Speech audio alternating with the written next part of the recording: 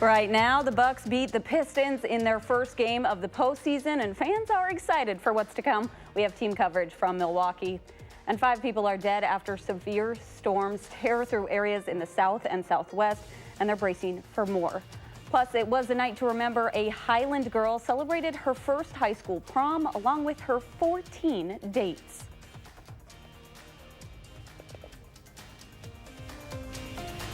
From the Channel3000.com Alert Center, this is News 3 Now at 10. Thanks for watching News 3 Now at 10. I'm Amanda Quintana. It is a big day for Bucks fans beating the Pistons at Pfizer Forum tonight. We've got live team coverage from Milwaukee. Let's start with News 3.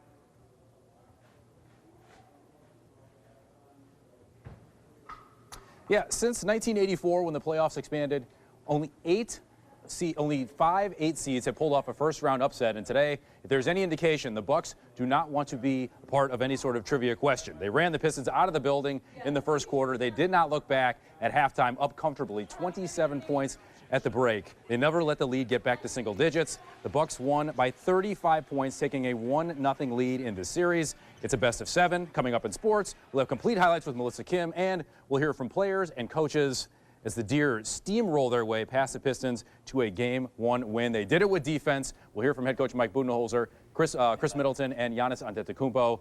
You could hear the Bucks in 4 chant in the hallways of the Pfizer Forum, but that begins with Game 2, which is Wednesday night, 7 o'clock right here in Milwaukee. At the Pfizer Forum, I'm Kevin Lewis, News 3 Now Sports. Thank you so much, Kevin. It was a great first game for the fans who had to deal with all sorts of bad weather before getting inside. Amy Reed spoke with them before the game, and she joins us now live from Milwaukee. Hi, Amy. Hi. Yeah, the snow is a good reminder that basketball is a winter sport. But once fans got past the cold, they got inside, and that's when things really heated up.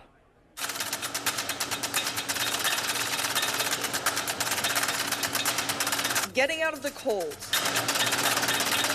and warming up to what fans hope is a quick series. This is gonna happen. We're gonna go all the way through, and we're gonna be champions this year. This is our year. Go Bucks! On this cold April day, at least their team is bringing the heat. It was just a big crescendo, because the first game you're like, oh yeah, they've got it going on. Second, third game, and as you went through the whole season, you saw like, oh, they are great. Even out of Milwaukee, fans aren't going to miss their favorites. The Nitty Gritty is hoping for a turnout at their watch party, which means you can see Chris Middleton on the court and on the wall.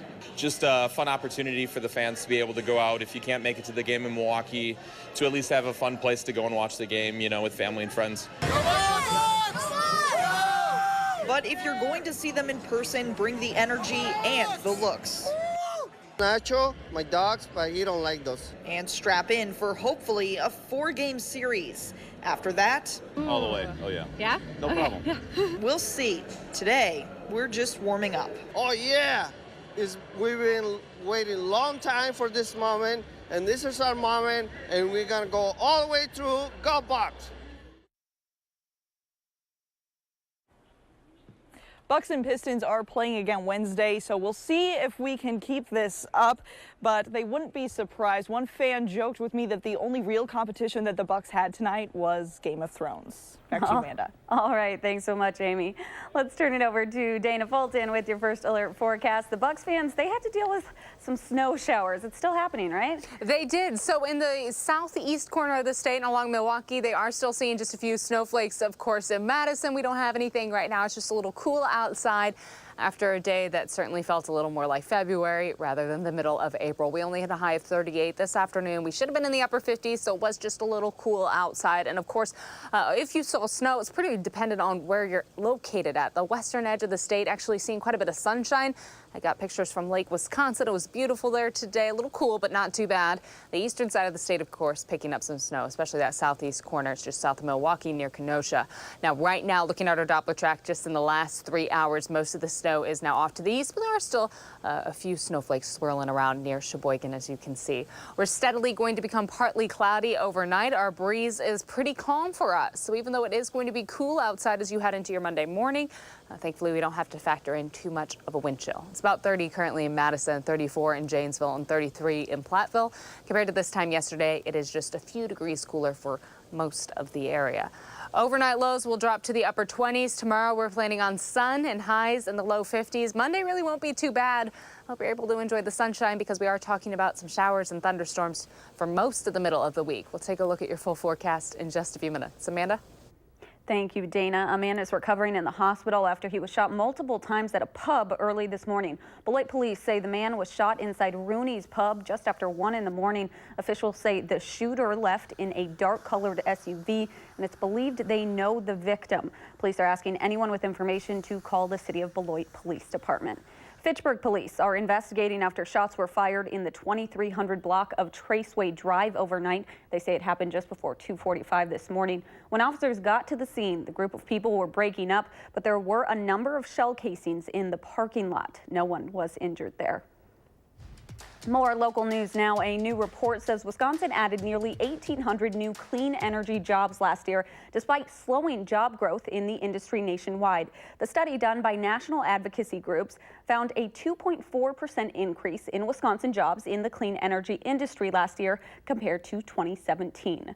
The third of 4 public hearings on the governor's budget happens tomorrow. Lawmakers on the Joint Finance Committee will hear from voters at UW River Falls on the governor's proposed budget. Governor Evers, meanwhile, will be at UW Superior, making his own stop on his statewide budget tour. The latest Marquette Law School poll shows the majority of Wisconsinites support Evers' plans to expand Medicaid and increase the minimum wage statewide. But only 40% are in favor of his proposed gas tax.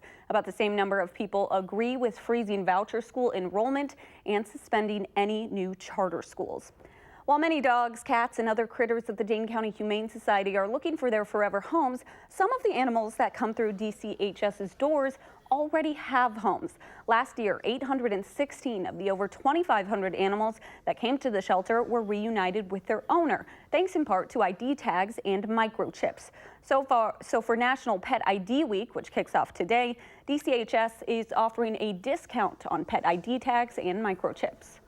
This is a week where we can really call attention to the fact that having both an ID and a microchip is going to really help an animal find its way back home if they do get lost. The shelter is open this week, Monday, Tuesday, and Friday from noon until 7 o'clock, and Wednesday, Saturday, and Sunday from noon until 5. For those discounted ID tags and microchips, you do not need to make an appointment. Out in southwest Wisconsin, Highlands freshman class will head back to school tomorrow with pictures for their lockers and memories for a lifetime after their first high school prom. In the meantime, they're teaching the rest of us a lesson in love and acceptance. Leah Linscheid brings us this story. Add or subtract the rate, so the 1/2 minus 1/3 makes sense. Come on, Mr. Stanton. And here we go, right? How can you expect these freshmen to But focus you gotta know, like the rate and time, right? when the So weekend it's is always just rate times hours away? Doesn't make sense. An algebra quiz isn't quite priority on a Friday, especially on the eve of prom. Use the glue. Good girl. There is one member of the freshman class, though, who isn't fussing over a dress or how she'll wear her hair. Come on. In fact, not too much bothers Addie Mitchick. Just ask her classmates, like best friend Brody Smith. She's a really fun person to be around, aren't you? More than friends, they're family, really, in a class no more than 30 students strong. Addie's been my friend since we've been in kindergarten. So when it came to prom, there was no question she would join them under the lights. Yes, 100%. It was Cal DeRota's idea. Yeah, so Years ago. when I was in 6th grade, it was around this time, around like the week of prom, I told my mom that I was gonna ask Addie to prom my freshman year. But as popular as Addie is, all the boys wanted in. We got all the freshman boys together. What's up, Addie? And then we went into her room. How's it going, Addie? And we came in, we gave her the sign. We asked her to prom. Of all the fish in the sea, you're as beautiful as can be. And since you're a friend to us all, instead of picking one of us, we will let you make the call. We would love to each get a chance to get a picture with you at the prom dance. Her aide came in and said, "We need you." And I was thinking that Addie maybe was in trouble. Mom Miss Tess, a teacher at Highland, just one door down, was there to see it all happen. This Tess was instantly crying. No, it was more than crying. It was bawling. She thought we forgot about Addie, but no one would ever forget about Addie. We could never forget about Addie. I can tell you the thing that I remember most, because it was quite emotional, is just the genuine smiles on their faces. I almost started crying, to be honest, but it was really good to know that Addie's going to be included in everything and that she's not going to be left out. She's Addie. She's one of their classmates. You know, they're probably waiting for her to still wish them good morning.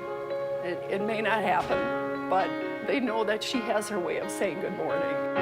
Memories of your first dance. She gets to go to prom. Can last a lifetime. I hope that she recognizes how special this is. I think she does. Mom certainly does. She's accepted. I think that's the big thing. She's accepted for who she is. So hurry up, hand in that test. Here's to a night none of us will forget. That was Leah Linscheid reporting. Thank you, Leah. Coming up on News 3 Now at 10, strong storms have already claimed 5 lives in the south, including those of 2 young children. We take a look at the recovery as the storms continue to move.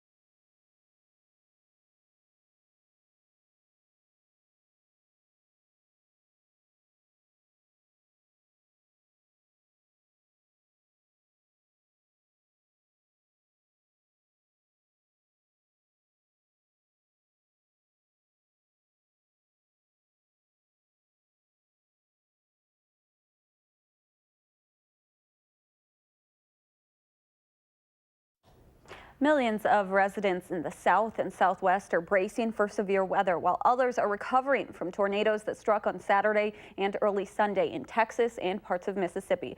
At least 5 deaths and dozens of injuries have been reported. CBS News' Meg Oliver takes a look at the destruction and what's ahead. It's just devastating. After the devastation comes the recovery.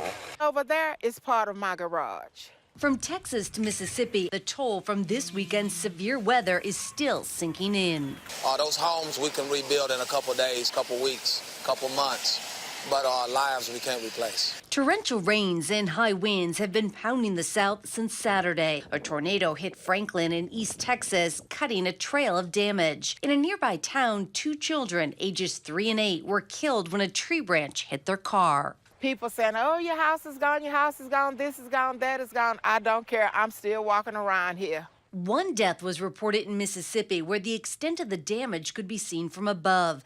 Now, millions of Americans remain at risk from the extreme weather. Severe thunderstorms are possible over a large portion of the eastern U.S. through Sunday evening, while tornadoes remain a threat for the upper Ohio Valley. Meg Oliver, CBS News. Scattered and potentially destructive winds are also expected overnight from the Ohio River Valley into the mid-Atlantic states. Let's get a look at your first alert weather with Dana Fulton. More rain showers on the way around here. For us, yes, we're expecting rain and a little bit of thunderstorm action. That system, of course, bringing some snow to us, though, for Wisconsin. In the southeast corner of the state, picking up a little more. Wendy Hansen sending us this picture from Marshall. She got some snow in the backyard, just enough to get a nice snow globe picture, not too much accumulation. And again, for some of the southeast corner of the state, we did pick up close to 3 to 4 inches for some areas. Other spots, though, not even seeing anything. And on the flip side of that picture, see one from Lake Wisconsin. They had sunshine today. It was a little cool, but not too bad a day on the lake. And Madison right now, no snow, of course. All of that moisture now into Michigan. A few flurries near Sheboygan, but most of the snow really out of here. Our skies steadily becoming partly cloudy overnight. We should have a pretty calm night for us as we have high pressure bridging in off to the west, sending us a light breeze from the north. Again, the center of that low pressure now moving through the Ohio River Valley, continuing to bring strong storms along the Atlantic coast. We're going to stay pretty quiet for our Monday, but our next system is going to start to approach by Tuesday and stall just south of the state, sort of hovering across the state line for a few days. So that's why we're going to have a pretty prolonged period of showers starting from Tuesday and staying with us really until Friday morning. So overall, your Monday doesn't look too bad. We're expecting some sunshine. Temperatures will be a little below average, but a little more mild for us. By Tuesday, we do have the chance for showers in southern Wisconsin. Not a great chance, but still looking at the likelihood to see a few shower spots. Most of the moisture, though, comes along on Wednesday. Wednesday, we are expecting scattered showers throughout the day with a few isolated thunderstorms mixed in there. We are going to continue to watch showers come through for Thursday. Again, that chance for thunderstorms stays with us into Thursday and into Friday morning. Still looking at the chance for some rain. Not as much of a thunderstorm threat for us for Friday, though. Our clear sky for most of the area tonight. We may see a few clouds. By tomorrow afternoon, a few clouds, but overall not too bad of a Monday. Tuesday, that rain chance starts to pop up for us in the morning, and we are looking at a few scattered shower opportunities. We keep talking about rain. Accumulation totals won't be too high. We can see some isolated areas. May get just a little over an inch, 1 to 2 inches likely for those isolated spots. North of Madison, likely going to see more than south of Madison with this rain that will be coming through for us. Overnight low temperatures will be dropping to the upper 20s, so it will be chilly early Monday morning, but we don't have to factor in a wind chill for tomorrow. Our breeze is going to stay pretty calm coming from the north for us. Tomorrow afternoon, a high of 52 degrees, so still below average, but a little milder outside with a partly sunny sky expected for your Monday. Not too bad of a start to the week. And if you're able to get out and enjoy the sunshine, that would be a great idea, because the rest of the week, although the temperatures will be a little better, a little closer to 60, it's going to hold, of course, the rain and thunderstorm chances for us. Looking ahead to next weekend, of course, Easter Sunday. Right now, both Saturday and Sunday do look dry and fairly clear for us. Temperatures on Sunday also look pretty okay, but we'll be keeping a close eye on that weekend forecast through the rest of the week. And those temperatures make you feel a little better about it. You know, it's not snow showers. Correct. Correct. We're keeping, of course, an eye on those thunderstorm chances, but right now we don't really have much of a severe potential with that for Wednesday and Thursday, so that's also a good thing. Good just news. Some spring showers. All right. Thank you so much, Dana. Some familiar faces in the house to watch the Bucks dominate. We are live with a post-game report coming up next in sports.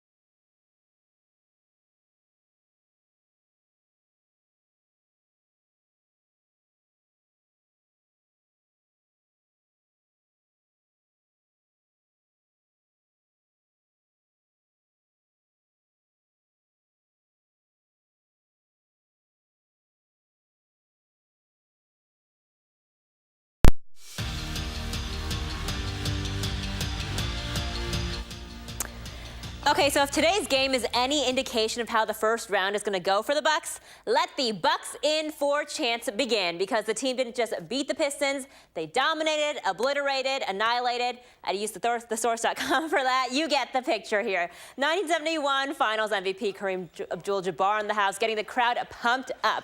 But he didn't have to do too much, because this guy, Giannis, 2 hands, did the job. Bucks up 20-4. Later, Brook Lopez wants in on the fun, too. He dunks it down as well. Bucks up by 16 at this point. And Giannis just putting on a show tonight, flying through the lane for the tomahawk slam. But he knows how to share the ball, too, because it is a team sport. Out to Eric Bledsoe. He knocks down 3 just before the buzzer at the half. The Bucks scoring 38 points in the first quarter alone. Giannis leading the way with 24 points and 17 rebounds. The Bucks making some big plays on the other side of the ball, too. And for more on that part of the night, we go to Kevin Lewis. He joins us live from Fiserv Forum. And Kevin, you saw the domination go down in real life. How'd it go? This one was over early. It looked every bit like the team with the best record in the NBA taking on a team that had to fight to get the last spot in the Eastern Conference playoffs. Milwaukee led by 20 after the first quarter, 27 at half, and led by their star, Giannis, as you saw, completely overmatched the Pistons to take a 1-0 lead. I think we did a great job just setting the tone, playing hard, playing together. You know, Pistons is a really good team, but we did tonight, we set the tone, and that's why we were able to get a win tonight. I mean, it's what we've been seeing from Giannis all year. So, I think he's prepared himself. He's ready, and he expects a lot of himself, and he delivers a lot of times. The Bucks led the NBA in defensive efficiency, and they played like it, holding the Pistons to 38% overall shooting and just 8 of 26 from distance. I think as a group, we all had each other's back. Everybody did their job on their man and their assignments. And then when rotations came to help out other guys, we were sharp with that. It obviously stands out. I think to sustain it for basically, the entire game, have very few, if any, let-ups. It speaks to kind of, I think, the hunger of the group, the character of the group. The Pistons forward Blake Griffin was in street clothes. He's rehabbing a left knee injury, but he got a technical foul after protesting the flagrant foul ejection of Andre Drummond after he fouled Giannis in the second half. But it didn't matter if they had the bad boys Pistons from the 80s and 90s on the floor tonight. Milwaukee played a complete game. They played 11 players. 7 of them scored in double figures. And Melissa, that Bucks in 4 chant, well, that has to start with Game 1 and then Game 2, which is Wednesday night, 7 o'clock right here at Fiserv Forum. In Milwaukee, I'm Kevin Lewis, News 3 Now Sports. We are ready for Game 2 already, right? Well, the Brewers not faring too well out in L.A. this time around, losing their 3 of last 5, coming into today's series against the Dodgers. We pick it up in the bottom of the second. Brewers down 2-0. Jock Peterson takes Jhoulys Chacin's pitch high and deep to right field. That is a solo shot.